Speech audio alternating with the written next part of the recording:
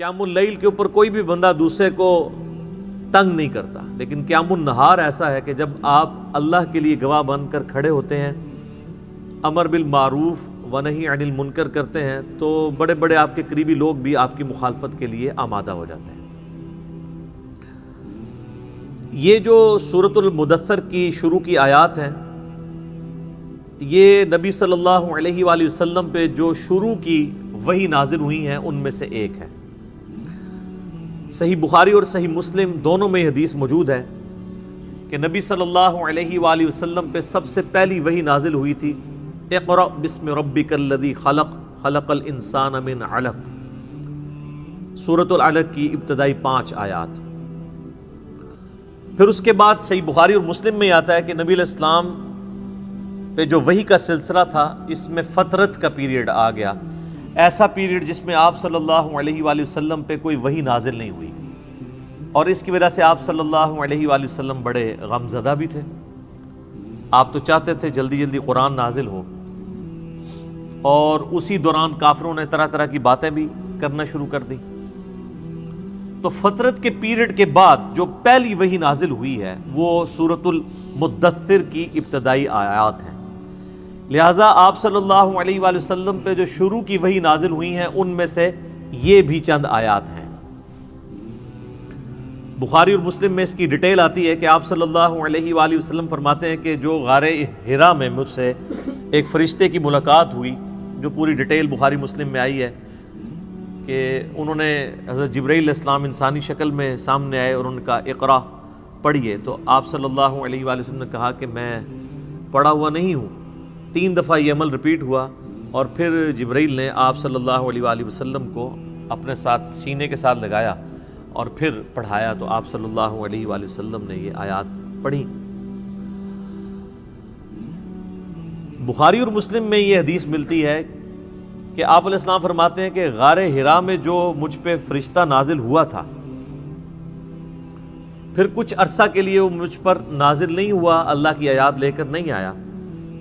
تو ایک دن اچانک میں نے یہ آبزرو کیا کہ مجھے کوئی شخص پکار رہا ہے، تو جب میں نے نگاہ اٹھا کر اوپر دیکھا تو پورے افق کے اوپر وہی فرشتہ چھایا ہوا تھا۔ اب ظاہر ہے کہ نبی علیہ السلام کے اوپر ایک دہشت طاری ہوگی، ایک انسان کے لیے تو یہ بڑا عجیب و غریب منظر ہے نا، کہ جہاں تک آپ کو منظر نظر آ رہا ہے کہ بندہ آپ کو اوپر نظر آ رہا ہے اور وہ آپ کو پکار رہا ہے۔ تو آپ علیہ السلام، بخاری مسلم کے الفاظ ہیں کہ دہشت کے مارے گر پڑے، اور پھر آپ صلی اللہ علیہ وآلہ وسلم واپس آئے اپنے گھر، اور سیدہ خدیجہ سے کہا کہ مجھے کمبل اڑا دو۔ ایک تو وہ والا واقعہ بخاری مسلم میں جو سورۃ العلق کی شروع آیات میں ہوا تھا، اس میں بھی یہی الفاظ ہیں، جس میں پھر سیدہ خدیجہ کہتی ہیں کہ آپ اپنے رشتہ داروں کے ساتھ صلہ رحمی کرتے ہیں، آپ مہمان نوازی کرتے ہیں، آپ غریبوں کا بوجھ اٹھاتے ہیں، آپ لوگوں کا بڑا خیال رکھتے ہیں، اللہ تعالیٰ آپ کو تنہا نہیں چھوڑے گا۔ اس حدیث میں یہ الفاظ ہیں کہ جب یہ کمبل اڑایا گیا تو پھر اللہ تعالیٰ کی طرف سے اس فرشتے نے ندا دی اور یہ آیات پڑھی، یا ایھا المدثر قم فانذر وربک فکبر وثیابک فطہر۔ بسم اللہ الرحمن الرحیم، یا ایھا المدثر، اے چادر میں، اے کمبل میں لپٹنے والے، قم فانذر، اٹھ کھڑے ہو جائیے اور ڈر سنائیے۔ انذار تمام نبیوں کی دعوت کا مرکزی پوائنٹ ہوتا ہے، تبشیر بھی ہے لیکن وہ دوسرے نمبر پہ ہے، اس کے لیے جو دعوت قبول کر لے۔ جو مرکزی ٹاپک ہوتا ہے وہ انذار ہوتا ہے۔ انذار کہتے ہیں ڈر سنانا، کہ تم خود سے پیدا نہیں ہوئے، تمہیں اللہ تبارک و تعالیٰ نے پیدا فرمایا ہے، اور اس اللہ نے مرنے کے بعد تم سے تمہارے اعمال کا حساب لینا ہے، تم جواب دہ ہو اپنے رب کو، قیامت کے دن اللہ کے حضور تمہاری پیشی ہے۔ اس کے لیے جو ٹرم بولی جاتی ہے شریعت میں، اس کو کہتے ہیں انذار۔ ذال انذار، ڈر سنانا۔ قرآن حکیم یعنی انذار کا لفظ تو قرآن کا پورا تانا بانا ہی اس کے گرد گزرا ہے۔ وَأُوحِيَ إِلَيَّ هَذَا الْقُرْآنُ لِأُنذِرَكُمْ بِهِ وَمَنْ بَلَغَ، سورۃ الانعام آیت نمبر 19۔ اے نبی علیہ السلام فرما دیجئے کہ قرآن مجھے اس لیے وحی کیا گیا، اس قرآن کے ذریعے میں تمہیں بھی ڈر سناؤں اور جس تک یہ دعوت پہنچے۔ تو یہاں پہ بھی ڈر سنانے کے لیے کہا جا رہا ہے کہ آپ دعوت و تبلیغ کا کام یعنی قیام النہار والا کام اعلانیہ شروع کر دیجئے. وَرَبَّكَ فَكَبِّرْ، اور اپنے رب کی بڑائی بیان کیجیے. یعنی بڑائی ایسی کہ جیسا حق ہے. ایک بڑائی تو اپنی زبان سے بیان کرنا ہے نا، وہ تو آپ دیکھ لیں ہماری اسلام کی جو عبادات سینٹرڈ اراؤنڈ جس کلمے کے ہیں نا وہ اللہ اکبر ہے. آپ جانور بھی ذبح کرتے ہیں تو کیا پڑھتے ہیں؟ بسم اللہ واللہ اکبر. صحیح مسلم میں تکبیرات موجود ہیں. پھر آپ عید کی جو تکبیرات ہیں جو صحابہ کرام سے نقل ہوئی ہیں، تابعین سے، المصنف ابن ابی شیبہ میں اللہ اکبر لا الہ الا اللہ واللہ اکبر وللہ الحمد. پھر یہ بھی آئی ہیں اللہ اکبر کبیرہ والحمد للہ کثیرہ وسبحان اللہ بکرۃ واصیلہ. پھر سر جو آپ 5 وقت نماز پڑھتے ہیں، 17 فرض رکھتے پڑھتے ہیں، ہر رکعت میں جو انتقال ہے ایک رکن سے دوسرے رکن میں وہ تکبیر کے ساتھ ہے، سوائے رکوع سے اٹھتے وقت سمیع اللہ لمن حمدہ. باقی سب تکبیرات ہیں. 4 رکعت کی نماز کے اندر 22 تکبیرات آتی ہیں. 6 تکبیریں پہلی رکعت میں، 6 ہی تیسری میں، اور 5 تکبیرات دوسری رکعت میں اور 5 ہی چوتھی میں. یعنی ایون رکھتے جو ہیں ان میں اللہ اکبر آتا ہے 5 دفعہ، اور جو آڈ رکھتے ہیں طاق رکھتے ہیں ان میں اللہ اکبر آتا ہے 6 دفعہ. 22 تکبیرات. تو آپ ذرا یہ دیکھ لیں پھر باقی نمازوں کی ساری پھر سنتیں ملائیں تو سب اللہ اکبر ہی ہے. تو یہ تو کلمات ہیں کہ آپ نے اللہ کی بڑائی بیان کرنی ہے. بڑائی اللہ کے لیے ہے. ویسے ہم لفظی ترجمہ کر دیتے ہیں اللہ اکبر، اللہ سب سے بڑا ہے، یہ سمجھانے کے لیے ہوتا ہے. اصل اس کی جو اپروپریٹ ٹرانسلیشن اردو میں بنے گی وہ یہ ہے کہ تمام بڑائیاں، تمام بزرگیاں اللہ کے لیے ہیں. عموماً ہم جب اردو میں بڑائی کا لفظ بولتے ہیں نا کہ کوئی بڑا ہے تو اس سے پھر ہمیں وہ ذرا سائز ذہن میں آنا شروع ہو جاتا ہے. اللہ تعالیٰ کے لیے تو اس طرح کی تمثیل نہیں ہے نا. لیس کمثلہ شیء وہو السمیع البصیر. اللہ کی مثل کوئی شے نہیں ہے، وہ سننے والا ہے، دیکھنے والا ہے. بڑائیاں، تمام طرح کی خوبیاں، بڑائیاں، بڑے سے بڑے آنر کا جو لفظ ہے، کوئی صفت ہے، وہ اللہ کے لیے خاص ہے. اسی کے تحت ہم یہ سمجھتے ہیں کہ اللہ تعالیٰ کو اگر کوئی شخص خدا کہہ کر یا گاڈ کہہ کر پکار لے تو یہ جائز ہے، کیونکہ کیپٹل جی سے جو گاڈ لکھا جاتا ہے انگلش میں، یہ اسی خدا کے لیے لکھا جاتا ہے جس کو سب مانتے ہیں. فارسی میں خدا کا لفظ اللہ کے لیے بولا جاتا ہے. لہٰذا یہ جو اہل حدیث نے ایک فتنہ کھڑا کیا ہوا ہے اسماء و صفات کا، اور وہ یہ کہتے ہیں یہ خدا کا لفظ بولنا یا گاڈ کا لفظ بولنا یا اللہ کے لیے کوئی بھگوان کا لفظ بول لے تو یہ کوئی اسماء و صفات کا مسئلہ بن جائے گا، یہ کوئی شرکیہ مسئلہ ہو جائے گا. تو یہ ان کے یعنی ایک ذہن کی آپ سمجھ لیں کمزوری ہے. ایسا نہیں ہے. قرآن عربی میں نازل ہوا ہے. قرآن سے پہلے جتنی کتابیں الہامی ہیں وہ تو دوسری زبانوں میں نازل ہوئی ہیں. وَإِن مِّنْ أُمَّةٍ إِلَّا خَلَا فِيهَا نَذِيرٌ.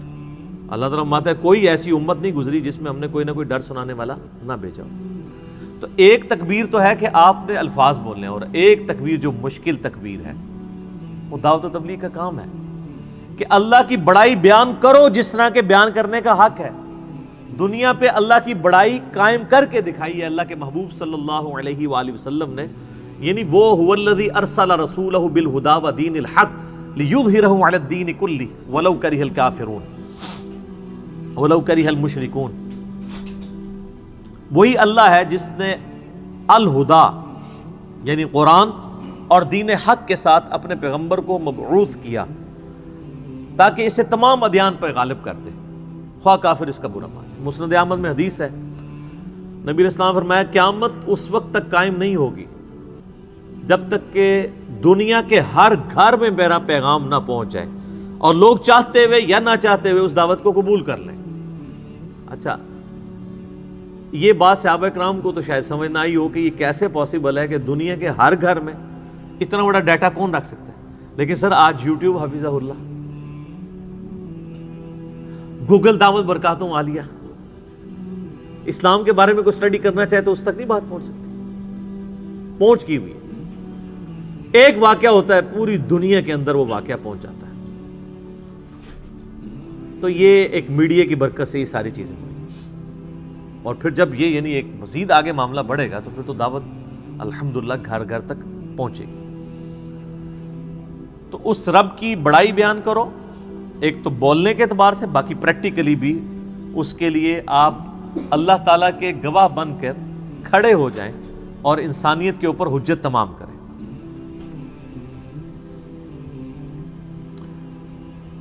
جامعہ ترمذی میں ایک حدیث موجود ہے، دلائل النبوہ امام بیہقی کی کتاب میں موجود ہے صحیح سند کے ساتھ، اور مشکات المصابیح کی 3 جلد کے اندر بھی آپ کو مل جائے گی.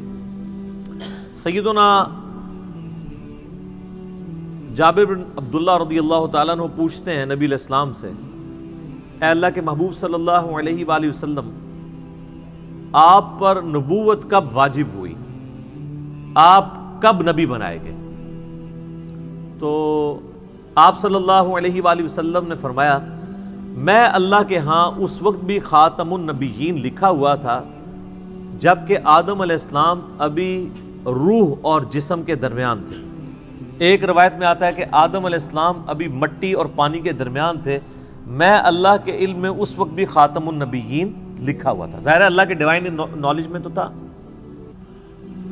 میں دعائے ابراہیم ہوں، میں عیسیٰ کی بشارت ہوں، میں اپنی ماں کا وہ خواب ہوں جو انہوں نے پیدائش کے وقت دیکھا جب میری پیدائش ہوئی، کہ ان کے لیے ایک ایسا نور ظاہر ہوا جس سے شام کے محلات بھی روشن ہو گئے ان پر. یعنی نبی علیہ السلام کی پیدائش کے وقت آپ علیہ السلام کی والدہ کو خواب کے ذریعے یہ بشارت دی گئی کہ آپ سے جو بچہ پیدا ہونے والا ہے اس کی حکومت بالآخر رومن امپائر کے اوپر بھی حاوی ہو جائے گی. اور پھر لوگوں نے دیکھا. تو لیکن یہ جو ہم جس نبوت کے یعنی مبعوث ہونے کا ذکر کر رہے ہیں وہ نبی علیہ السلام کی مبارک زندگی کے 40ویں سال کے بعد کا معاملہ ہے. آپ علیہ السلام پیدائشی طور پر پیغمبر تھے لیکن مبعوث نہیں ہوئے تھے. اللہ کی طرف سے آپ کی بعثت نہیں ہوئی تھی. اللہ کی حفاظت میں ضرور تھے. نبی تو اللہ کی حفاظت میں ہوتا ہے، لیکن نبی کو یہ خود نہیں پتا ہوتا کہ میں اللہ کا پیغمبر ہوں جب تک کہ اللہ اسے مبعوث نہ کرتا ہے. سورہ شورى میں واضح ہے، ما کنت تدری ما الکتاب ولا الایمان. اے نبی، قرآن کے نزول سے پہلے نہ تو آپ کتاب سے واقف تھے اور نہ ایمان کی تفصیلات کو جانتے تھے، بلکہ اللہ نے اس کتاب کو آپ کے لیے ہدایت کا ذریعہ بنایا. وَإِنَّكَ لَتَهْدِي إِلَىٰ صِرَاطٍ مُسْتَقِيمٍ. اور اب آپ بھی لوگوں کو سیدھے راستے کی طرف بلاتے ہیں. حتیٰ کہ صحیح بخاری میں سیدنا ابو بکر الصدیق رضی اللہ تعالیٰ عنہ کا ایک بڑا خطرناک قسم کا خطبہ موجود ہے. خطرناک میں اس لیے کہہ رہا ہوں کہ پاکستان میں 295C لگی ہوئی ہے، ورنہ حضرت ابو بکر میں فٹ کر دیتے ہیں جو انہوں نے ڈاکٹرائن بتائی ہوئی ہے. صحیح بخاری میں خطبہ موجود ہے، میرا ایک یوٹیوب پہ کلپ بھی ہے، صحیح اور بخاری اور مسلم سے قرآن کے فضائل پہ 8 احادیث. اس میں میں نے یہ حدیث بتائی تھی کہ سیدنا ابو بکر جب خلیفہ بنے رضی اللہ تعالیٰ عنہ علیہ السلام، تو انہوں نے جب پہلا خطبہ دیا تو اس میں ان کے الفاظ ہیں کہ اللہ تعالیٰ نے محمد صلی اللہ علیہ وآلہ وسلم کو اس کتاب کے ذریعے ہدایت دی. ذرا الفاظ سننے، محمد کو اللہ نے اس کتاب کے ذریعے ہدایت دی اور اب تم نے یہ کتاب کا پیغام ان کی امت تک آگے پہنچانا ہے. شکر ہے ادھر کوئی کھڑا نہیں ہو گیا کہ یار امیر المومنین یہ آپ کیا کہہ رہے ہیں، نبی علیہ السلام پہلے گمراہ تھے. نعوذ باللہ، گمراہ نہیں تھے، لیکن آپ کی ہدایت ڈیٹم لیول کی تھی، بنیادی تفصیلات نہیں تھی اس میں. قرآن میں وَوَجَدَكَ ضَالًّا فَهَدَىٰ. اے نبی، آپ کو ہم نے اپنی محبت میں حق کی تلاش میں خود رفتہ پایا تو منزل مقصود تک پہنچا دیا. یہ گمراہی والا ترجمہ تو غلط کیا ہے، اس کے اوپر جو بریلوی گرفت کرتے ہیں نا اہل حدیث اور دیوبند کی، وہ ٹھیک کرتے ہیں. ضال کا مطلب نبی علیہ السلام کے لیے گمراہی نہیں ہوگا. ضال کا ایک مطلب کسی کی محبت میں ڈوبنا بھی ہوتا ہے. جیسا کہ یوسف علیہ السلام کے بھائیوں نے اپنے والد کے بارے میں کیا کہا تھا، ان ابانا لفی ضلال مبین. ہمارے ابا جان تو اس بیٹے کی محبت میں ڈوب چکے ہیں. وہ یہ تو نہیں کہہ رہے تھے ہمارا ابا گمراہ ہو گیا ہے، وہ یہ کہہ رہے تھے کہ یہ اس ایک بیٹے کی محبت میں ڈوبا ہوا ہے، ہمیں بھی ذرا توجہ دیں. تو یہ وَوَجَدَكَ ضَالًّا فَهَدَىٰ، اس کا ترجمہ جو ہے وہ احمد بریلوی صاحب نے ٹھیک کیا ہے کہ تمہیں اپنی محبت میں خود رفتہ پایا تو منزل مقصود تک پہنچا دیا. تو قرآن کے ذریعے اللہ تعالیٰ نے آپ علیہ السلام کی ہدایت کو کامل کیا. تو نبی پیدائشی طور پہ نبی ہوتا ہے لیکن اسے پتہ نہیں ہوتا جب تک مبعوث نہ ہو جائے. ورنہ تو بخاری مسلم میں جو حدیث آتی ہے کہ نبی علیہ السلام کو جب پہلی دفعہ فرشتہ نظر آیا تو آپ کی حالت جو ہوئی ہے، مطلب آپ تو خوش ہو جاتے کہ میں 40 سال سے انتظار کر رہا تھا، شکر ہے تو آ گیا. الٹا آپ علیہ السلام پریشان ہو گئے. حتیٰ کہ بخاری مسلم کے الفاظ ہیں، سیدہ خدیجہ سلام اللہ علیہا ان کو اپنے کزن ورقہ ابن نوفل کے پاس لے گئی. انہوں نے جب نبی علیہ السلام کی کنڈیشن سنی، وہ نابینا ہو چکے تھے، انہوں نے کہا یہ تو وہی لگتی ہے، وہی والی وہی جو موسیٰ علیہ السلام پہ نازل ہوئی تھی. تو پھر انہوں نے کہا کہ عنقریب آپ کی قوم آپ کو نکال دے گی یہاں سے. ہائے ہائے ہائے ہائے ہائے. نبی علیہ السلام نے کہا کہ میری قوم مجھے یہاں سے نکال دے گی، یہ تو مجھ سے بڑی محبت کرتے ہیں. انہوں نے کہا کہ یہ دعوت ہی ایسی ہے، آپ سے پہلے جس جس پیغمبر نے اپنی قوم میں یہ دعوت بلند کی ہے نا، اسے اس کی قوم نے نکال ہی دی ہے. کاش میں اس وقت تک زندہ رہا تو میں آپ علیہ السلام کی مدد کروں گا، ورنہ وہ پہلے ہی فوت ہو گئے. ویسے تو ان کو وہ اسی لیے ان کو ہم صحابی کے طور پہ نہیں گنتے ہیں، کیونکہ نبی علیہ السلام اس وقت تک صرف نبی بن کے مبعوث ہوئے تھے، رسول نہیں بنے تھے. اس وقت سورۃ العلق کی آیات نازل ہوئی تھی. رسول تب بنے جب یہ آیات نازل ہوئی ہیں کہ اب آپ کھڑے ہوں اور لوگوں کو دعوت و تبلیغ کا کام کریں. پہلے صرف یہ تھا کہ آپ کے اوپر وہ حقیقتیں آشکار ہوئی تھی، اور 40ویں سال یہ معاملات شروع ہو گئے تھے. صحیح مسلم میں حدیث ہے کہ نبی علیہ السلام نے فرمایا کہ میں اس پتھر کو بھی پہچانتا ہوں جو بعثت سے پہلے مجھے سلام کیا کرتا تھا. تو آپ کو اشارے ملنے شروع ہو گئے تھے کہ آپ کے ساتھ کوئی ایکسٹرا آرڈنری معاملہ ہونے والا ہے. ورنہ آپ دیکھیں نا، آپ گزر رہے ہوں اور پتھر آپ کو سلام کر رہا ہو تو بندے کو ایک بار یعنی چیزوں کا آئیڈیا ہونا شروع ہو جاتا ہے کہ کوئی میرے ساتھ ایکسٹرا آرڈنری. اور پھر آپ دیکھ لیں کہ آپ علیہ السلام پہ جب یہ سارے معاملات ہوئے ہیں نا، تو اللہ نے آپ کا دل کیسا مضبوط کیا ہے کہ ایک لمحے کے لیے بھی آپ کو یہ خیال نہیں آیا کہ میں کسی غلط راستے پہ چل رہا ہوں. ایکسپیرینس واقعی پہلا تھا، اس کی وجہ سے آپ پریشان ضرور ہوئے لیکن آپ کا کانفیڈنس کبھی لوز نہیں ہوا کہ یہ کیا ہو رہا ہے. ایسا نہیں کبھی ہوا. وہ اللہ نے دل مضبوط کیا. اور یہ پیغمبر کے ساتھ غیبی تائید ہوتی ہے. بعض اوقات پیغمبر جو ہیں وہ بچپنے میں ہی بولنا شروع کر دیتے ہیں. سورہ مریم میں آتا ہے، سورہ آل عمران کے اندر آتا ہے کہ حضرت عیسیٰ علیہ السلام جو ہیں وہ ماں کی گود میں بھی کلام کر رہے ہیں. اللہ تعالیٰ چاہے تو، اور وہ کیا کہہ رہے ہیں کہ مجھے اللہ نے پیغمبر بنایا ہے، مجھے کتاب دی ہے اور مجھے مبارک بنایا ہے، اور میں اپنے ماں باپ، میں اپنی ماں کے ساتھ اس نے سلوک کرنے والا مجھے بنایا ہے. سلام ہو اس دن پر جس دن میں پیدا ہوا، جس دن میں مروں گا اور جس دن میں اٹھایا جاؤں گا. یہ ساری گفتگو وہ کر رہے ہیں ماں کی گود میں. ان کو اللہ نے اسی وقت مبعوث کر دیا. اکثر انبیاء کو اللہ تعالیٰ نے 40 سال کی عمر میں مبعوث کیا ہے، کیونکہ 40 سال کی عمر جو ہے نا یہ میچورٹی کی عمر ہے. حضرت موسیٰ علیہ السلام کو بھی 40 سال کی عمر میں مبعوث کیا. اس کے بعد انسان یعنی دنیا کے سارے حقائق دیکھ چکا ہوتا ہے، اتنے ایکسپیرینسز اس کو آ چکے ہوتے ہیں کہ وہ اب ایک بڑے لیول کی دعوت کو لانچ کر سکتا ہے.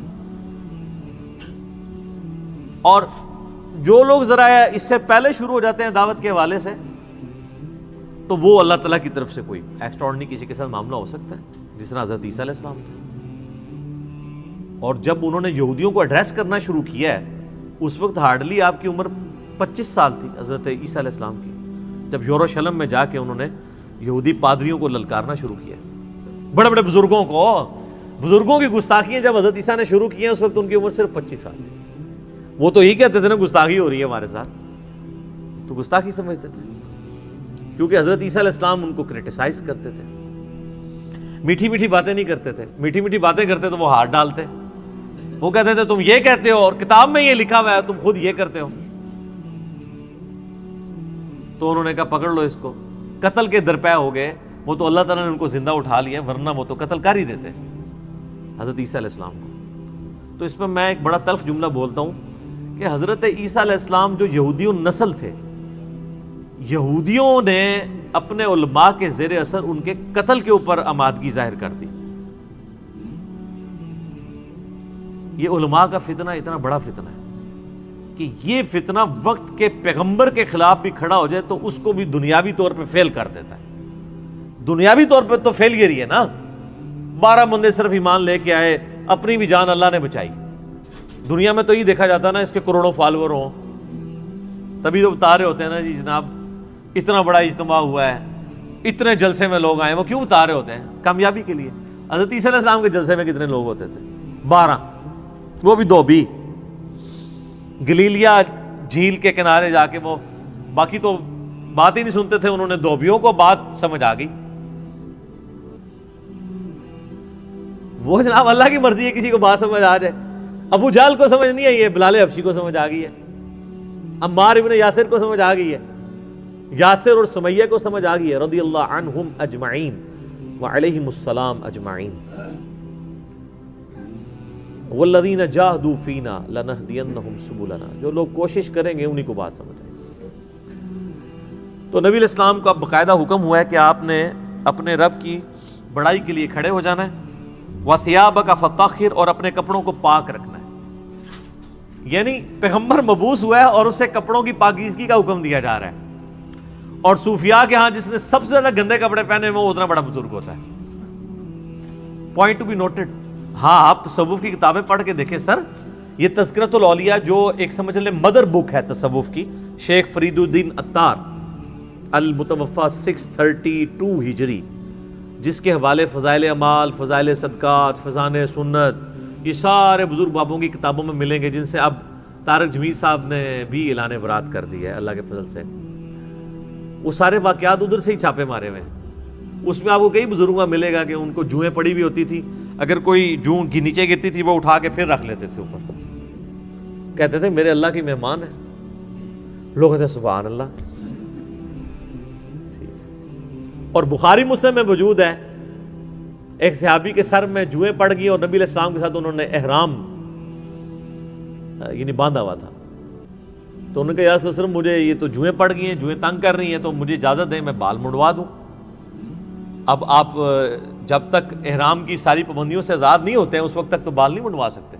پھر نبی علیہ السلام نے ان کو بال منڈوانے کی اجازت دے دی اور اس کے اگینسٹ پھر انہوں نے جو ہے نا وہ ایک دم بھی دیا. تو بعد کے بزرگ جو ہیں وہ جوئیں اٹھا کے اوپر رکھتے ہیں, گندے مندے رہتے ہیں. اور بلکہ سب سے بڑا بزرگ وہ ہوتا ہے جو گندا بھی نہ رہے, کپڑے ہی سارے اتار دے, اس کو سب سے بڑا بزرگ مانا جاتا ہے. وہ کہتے ہیں مجذوب ہے یہ, یعنی اللہ تعالیٰ کی محبت میں غرق ہو چکا ہے. یعنی اس کا مطلب ہے کہ اللہ کی محبت میں غرق ہونے کا مطلب یہ ہے کہ بندے کے کپڑے پہلے چلے جاتے ہیں. تو اللہ تعالیٰ کی معرفت سب سے زیادہ مخلوقات میں سے کن کو ہوتی ہے؟ انبیاء کو. تو کہیں ملتا ہے کہ انبیاء کرام علیہ السلام پہ جب اللہ کی محبت کا غلبہ ہوتا تھا تو وہ کپڑے اتار دیتے تھے؟ کہیں ملتا ہے ایسی بات؟ تو یہ پھر اس لیے ہم کہتے ہیں کہ انبیاء کا جو دین ہے وہ اور ہے, بابوں کا دین اور ہے, اور کتابوں کا دین اور ہے. یہ بابوں کا دین ہے اور کتابوں کا دین وہ ہے جو صحیح سند کے ساتھ صحابہ اکرام اہل بیت کے ذریعے اور بعد میں محدثین کے ذریعے دین ہم تک پہنچا ہے. نبی علیہ السلام کو شروع کی وحی میں کہا جا رہا ہے کہ آپ نے اپنے کپڑوں کو پاک صاف رکھنا ہے, روحانی طور پہ بھی پاک رکھنا ہے. یعنی ایک اللہ تعالیٰ نے جیسا کہ سورۃ الاعراف میں آتا ہے نا کہ تقویٰ کا لباس سب سے بہتر لباس ہے, تو وہ یعنی آنکھوں کی پاکیزگی, ہاتھوں کی پاکیزگی, ایک تو فزیکل نجاست سے بھی اور روحانی طور پہ بھی, حرام کی طرف نگاہ نہ اٹھے, ہاتھ حرام کی طرف نہ بڑھے. تو فزیکل نجاست بھی ختم کرنی ہے اور انٹلیکچوئل نجاست بھی ختم کرنی ہے. اور کیا کرنا ہے؟ وَالرُّجْزَ فَاهْجُرْ, اور بتوں سے بھی آپ نے دور رہنا ہے. آپ علیہ السلام پیدائشی طور پہ ہی بتوں سے ہمیشہ دور رہے. اب اسٹرکٹلی آ رہا ہے کہ اس چیز کو آپ نے اب پریکٹس کرنا ہے. وَلَا تَمْنُن تَسْتَكْثِرْ, اور کسی پر احسان نہ کیجئے زیادہ لینے کی نیت سے. یعنی کسی کے ساتھ اگر آپ نیکی کر رہے ہیں تو دماغ میں یہ نہ رکھیں کہ میں اس کے ساتھ نیکی کر رہا ہوں تو یہ بدلے میں میرے ساتھ کرے گا. بے لوث ہو کے کریں, ایثار کے جذبے کے تحت. وَلِرَبِّكَ فَاصْبِرْ, ہائے ہائے یہ ہے بات. اپنے رب کے لیے صبر پھر اختیار کیجیے. یعنی آپ کو بتایا جا رہا ہے کہ اب یہ معاملہ کوئی اتنا آسان نہیں ہونے والا. آپ ذرا دیکھیں جب یہ آیات نازل ہو رہی ہیں اس وقت تو آپ علیہ السلام کے تو دماغ میں بھی نہیں یہ بات کہ میرے ساتھ آگے ہونا کیا ہے. ایک شخص جو عرب کے لوگوں کی آنکھوں کا تارا ہے, جسے سب لوگ سر پہ اٹھائے ہوئے ہیں, صادق اور امین کہتے ہیں, اس کی مثالیں دیتے ہیں, اس کے فیصلوں کا احترام کرتے ہیں, اور وہ اس خاندان سے ہے جو خانہ کعبے کا متولی بھی ہے. انہوں نے زیادہ سے زیادہ کیا سوچا ہوگا میرے ساتھ کیا کر لیں گے؟ زیادہ سے زیادہ مسجد میں آنے پہ پابندی لگا دیں گے نا, شہر بدر کر دینا, قتل کے فتوے جاری کر دینا, یہ تو نبی علیہ السلام نے سوچا بھی نہیں تھا کبھی. اب یہ جب یہ آیات نازل ہو رہی ہیں کہ آپ نے صبر کا دامن نہیں چھوڑنا, اللہ کو تو پتہ ہے نا میں نے کرنا کیا ہے اپنے نبی کے ساتھ. ظاہر ہے وہ تو اللہ تعالیٰ فرماتا ہے کہ ہم نے قرآن پاک میں مضمون کئی جگہ ہے کہ ہم نے تمام نبیوں کے مخالفین جن و انس میں سے اٹھائے ہیں. اللہ تعالیٰ کہتے ہیں ہم نے اٹھائے ہیں. مراد یہ کہ جب اٹھتے ہیں تو ہم انہیں اٹھنا دیتے ہیں تاکہ یہ کشاکش ہوگی تو پھر حق اور باطل کی کشاکش کے بعد پھر سچائی کی چاشنی فیل ہوتی ہے نا. اگر پیاس ہی نہ ہو تو ٹھنڈے پانی کی قدر کیا آئے گی؟ تو اللہ تبارک و تعالیٰ نے اپنے نبی کو بھی ان آزمائشوں سے گزارا ہے. انڈیویجول آپ علیہ السلام پہ بھی بہت آزمائشیں آئی ہیں اور اجتماعی طور پہ صحابہ اور اہل بیت پہ بھی آئی ہیں. لیکن جب یہ آیات نازل ہو رہی ہیں تو اب آپ یہ سمجھ لیں کہ یہ ابھی آپ علیہ السلام کے یعنی جو بخاری مسلم میں آتا ہے کہ آپ کے پیٹھ کے اوپر اوجڑی رکھی گئی اور آپ اٹھ نہیں سکے, یہ واقعہ نہیں ہوا ہوا. آپ کے گلے کے اندر صحیح بخاری مسلم میں آتا ہے کہ وہ ڈالا گیا کپڑا اور اتنی زور سے دبایا گیا کہ قریب تھا کہ آنکھیں ابل آتی.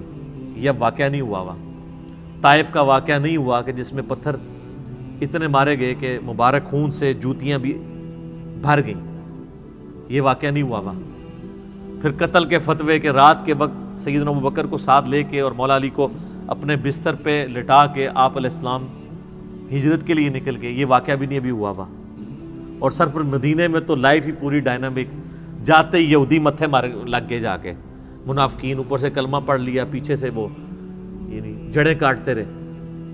پھر غزوہ بدر میں جو کچھ ہوا, احد میں تو نبی علیہ السلام کے دانت بھی شہید ہو گئے اور آپ کی شہادت کی خبر مشہور ہو گئی, اس قدر آپ کا خون بہہ گیا. خندق کے وہ موقع کے اوپر آپ علیہ السلام کو سخت سردیوں کی راتوں میں کس طریقے سے ایون صحابہ کہتے ہیں ٹوائلٹ جانا ہمارے لیے مشکل ہو جاتا تھا, سامنے سے تیر آ کے لگ جاتا تھا.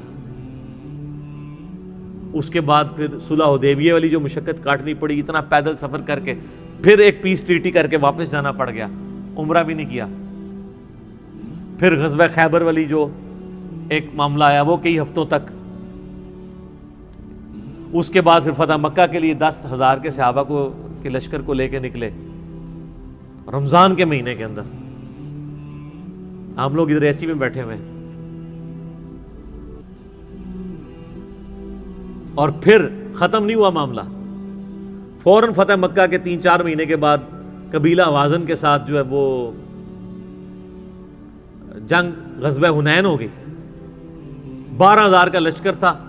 بس تکبر کے جملے نکل گئے کچھ اصحاب سے کہ ہم 313 تھے تو غالب آئے تھے, آج تو ہم ہے ہی بہت ہیں. تو قرآن کے الفاظ ہیں, اللہ تعالیٰ نے یقین کریں کہ اتنے سخت الفاظ کے اندر جسے کہتے ہیں نا میڑا مارتے ہوئے, تانا دیتے ہوئے بات کی ہے. اللہ نے فرمایا تم نے یہ بات کی, تمہیں تو کہنا چاہیے تھا اللہ کی مدد سے فتح ہوئی تھی. تو دیکھ لو جب تم نے یہ جملہ بولا تو دیکھو تمہیں راستہ بھی نہیں پھر ملا بھاگنے کا.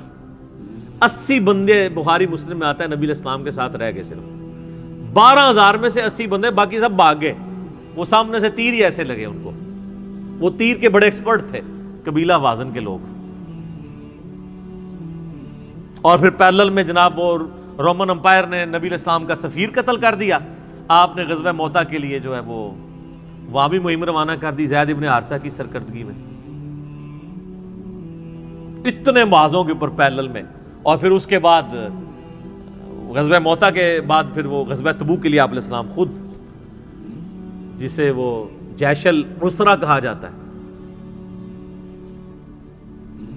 تنگی والا جو مارکا, تو اور آخری وقت بھی آپ کیا فرما رہے ہیں؟ آخری جو آپ آگے خطبہ دے رہے ہیں بخاری مسلم میں، وہ لشکر اسامہ بھیج رہے ہیں۔ اتنی مشکل لائف شروع سے لے کے اینڈ تک، اور یہ تو باہر کی لائف ہے، جو اندر آپ کو تکلیفیں اٹھانی پڑ رہی ہیں۔ بیویاں کہہ رہی ہیں کہ جی اس طرح ہمارا گزارا نہیں ہوگا، پھر قرآن نازل ہو رہا ہے کہ نہیں اسی طرح گزارا کرو۔ تو کئی معاذوں کے اوپر، اب یہ سارے معاذ اگر آپ کے ذہن میں ہونا تو پھر آپ یہ آیت پڑھیں والی ربی کا فصبر، اے نبی علیہ السلام آپ نے اللہ کے لیے صبر کرنا ہے، ابھی تو بڑے بڑے مراحل ہیں۔